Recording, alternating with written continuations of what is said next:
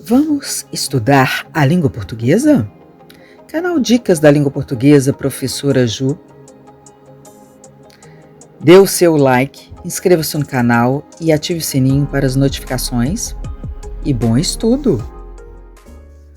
Tema de hoje, classe de palavras, pronome, sua classificação e colocação pronominal. Pronome é a palavra usada para representar ou acompanhar um substantivo relacionando as pessoas do discurso. Varia em gênero, número e pessoa. Vamos aos exemplos aí. Eles passaram no vestibular, pode representar, né? Os garotos passaram no vestibular, os rapazes, né?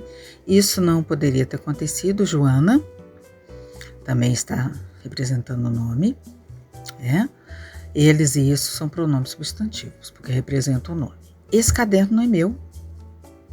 Esse está relacionado a caderno, que é um substantivo, né? Está caracterizando esse substantivo. Da mesma forma, seu celular está repleto de vídeos desnecessários, Marta. Então, seu está caracterizando celular. Então, esses seus são pronomes adjetivos. Classificação dos pronomes. Pronomes classificam-se em pessoais, possessivos, demonstrativos, relativos, indefinidos e interrogativos.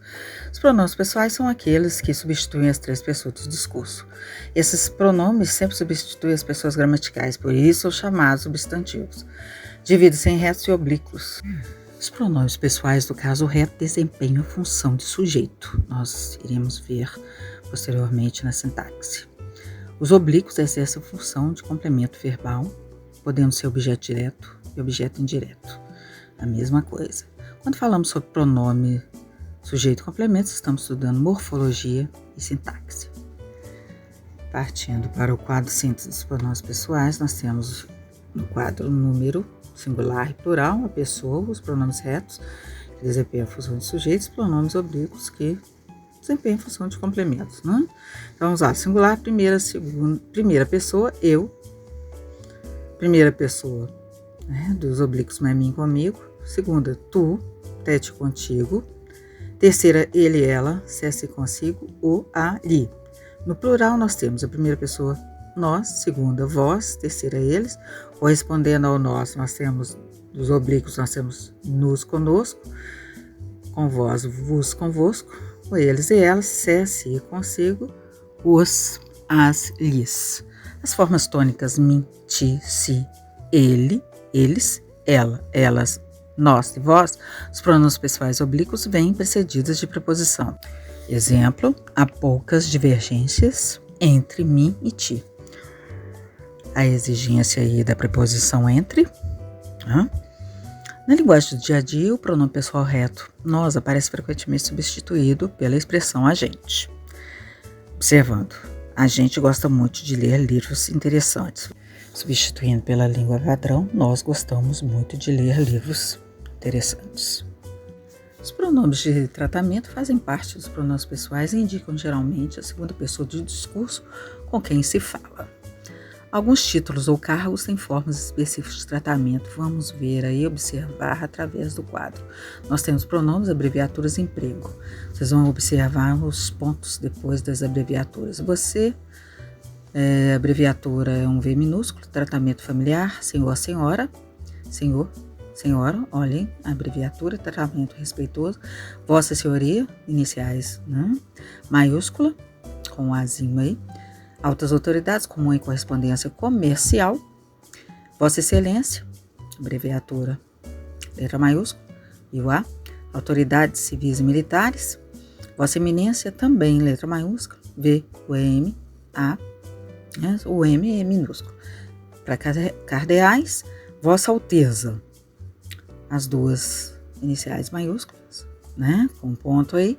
Príncipe, duquesas e duques, vossa santidade. Da mesma forma, VS, vossa santidade. Para papa, vossa majestade, VM, com os pontos aí. Reis e rainhas e vossa magnificência. Abreviatura, reitores de universidades. Por exemplo, na frase, Sua Excelência Governador deverá estar presente à reunião, relatou o repórter. O repórter usou Sua Excelência porque falava do governador, que é a terceira pessoa. Se estivesse falando com o governador, usaria Vossa Excelência. Então, observando as regras aí, E prestando atenção no visual, que é o visual que ajuda nas redações. E estudo, é claro, no dia a dia, observando a vivência de cada um. Vamos ao tópico 2, pronomes possessivos. O próprio nome indica posse, né? Fala daquilo que pertence a cada um, né? Principalmente cada uma das pessoas gramaticais. Meu livro, teu livro, seu livro. Primeira pessoa, meu, meus, minha, minhas, nosso, nossos, nossa, nossas. Segunda pessoa, teu, teus, tua, tuas, vosso, vossos, vossa, vossas. Terceira pessoa, seu, seus, sua, suas. A forma seu não é um possessivo quando resultar da alteração fonética da palavra senhor.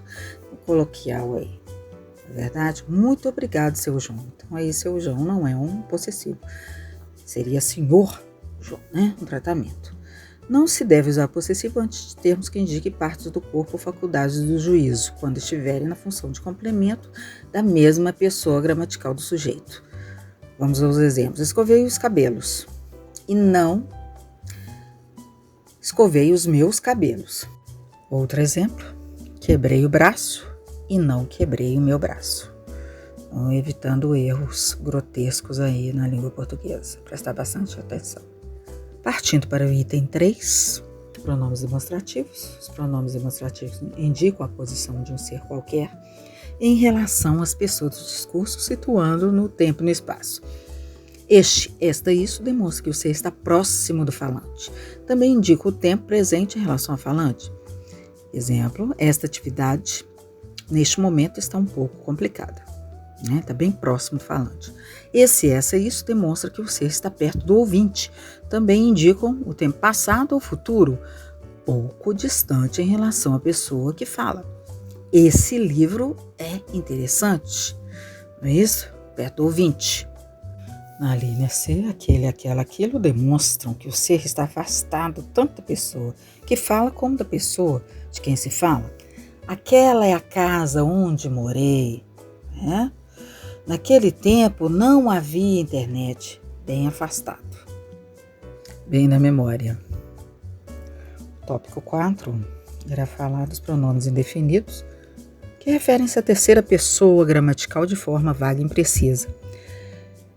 São divididos em variáveis e invariáveis. Os variáveis são os pronomes que sofrem variação de gênero, número, algum, bastante, certo, muito, nenhum, pouco, outro, qualquer, tanto, todo, várias. Invariáveis, algo, alguém, cada, demais, nada, ninguém, outrem e tudo. Tem que estudar e colocar isso na cabecinha, na memória. Muito e pouco são pronomes indefinidos quando acompanham substantivos. Vejamos, ganhou muito presente. Acompanhando aí presente. Fizeram poucos exercícios, variou igual exercício, está no plural, poucos no plural. Caso contrário, serão advérbios. Titia é muito bonita, advérbio de intensidade aí. Nadamos muito, advérbio de intensidade. Muito bem, você é eficiente também. Todo ou mais substantivo indica inteiro e total. Exemplo, todo o prédio será pintado. Então, prédio inteiro será pintado. Todo mais substantivo, cada um ou qualquer. Todo prédio será pintado. Então, qualquer prédio será pintado. Locução pronominal indefinida. Conjunto de palavras que desempenham o papel de um pronome indefinido. Cada um, duas palavrinhas, cada qual, quem quer que, as três palavras aí formando uma locução pronominal indefinida, todo aquele que, seja quem for, seja qual for. Tópico 5, pronomes interrogativos, são os pronomes utilizados para formular perguntas diretas e indiretas. Os pronomes que, quem, qual e quanto, empregados na formulação de perguntas diretas ou indiretas. Vamos ver através dos exemplos. Quem é o garoto? Interrogativa direta. Quando cheguei em casa, Maria tinha saído. Então, nós temos uma interrogativa indireta e não temos a presença do ponto de interrogação. Quem é sempre um pronome substantivo. Quem saiu com carro? Substituindo um nome aí.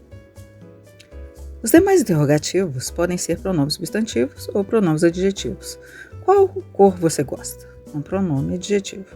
Qual foi seu primeiro brinquedo? Pronome substantivo. Temos divisão aí. Interrogativos variáveis. Qual? Quais? Quanto? Quantas? Quanto e quantos? Variando em singular e plural. E interrogativos invariáveis. Que? Quem? Onde? Como? Tópico 6. Falando dos pronomes relativos. Refere-se a um termo anterior, o antecedente. Substitui um termo da oração anterior e estabelece a relação entre as duas orações.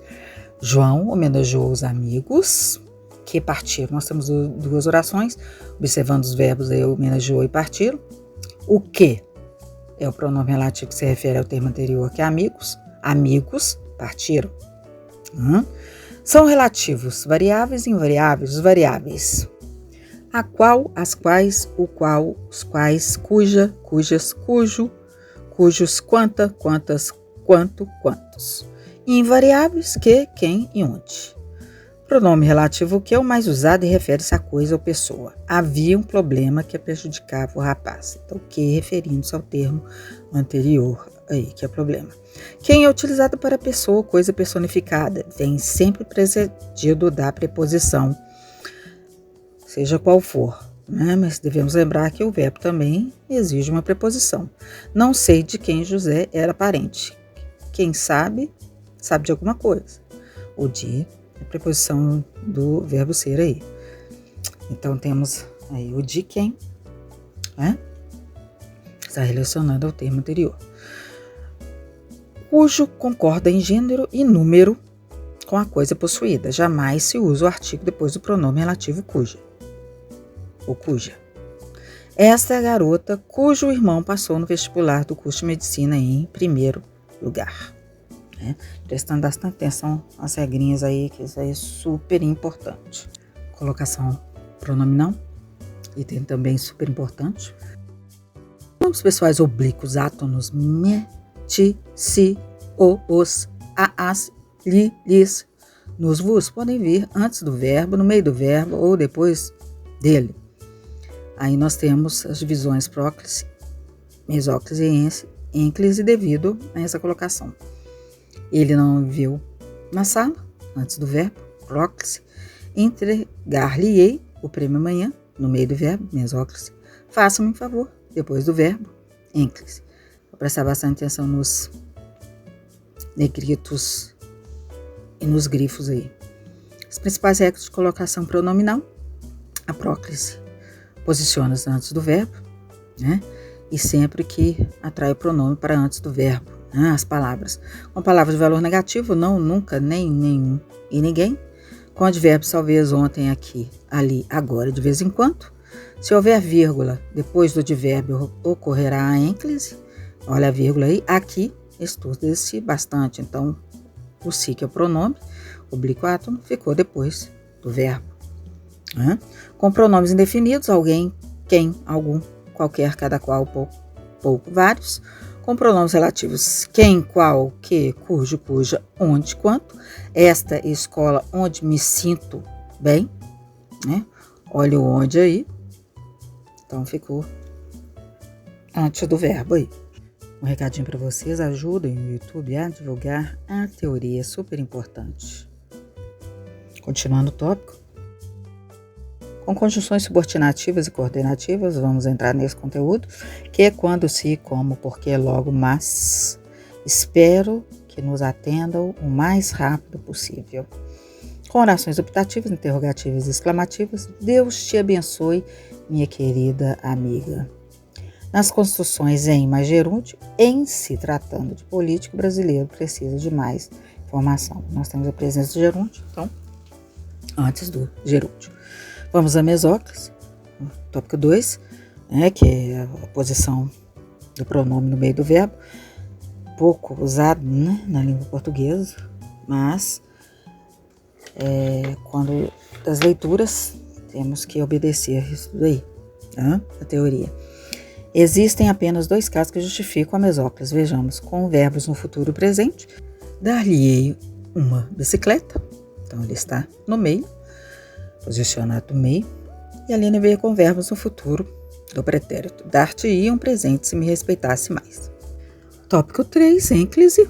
é o pronome depois do verbo. Então, ele ocorre nas orações imperativas afirmativas. Devolva-me o celular, por favor. Então, depois do verbo, devolva, né?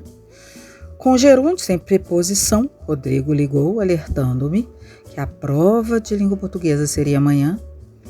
Com verbos no infinitivo impessoal, convém contar-lhe tudo. Então, infinitivo contar, né?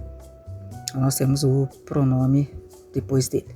A nossa língua portuguesa não admite que se inicie frase com pronome oblíquo átono.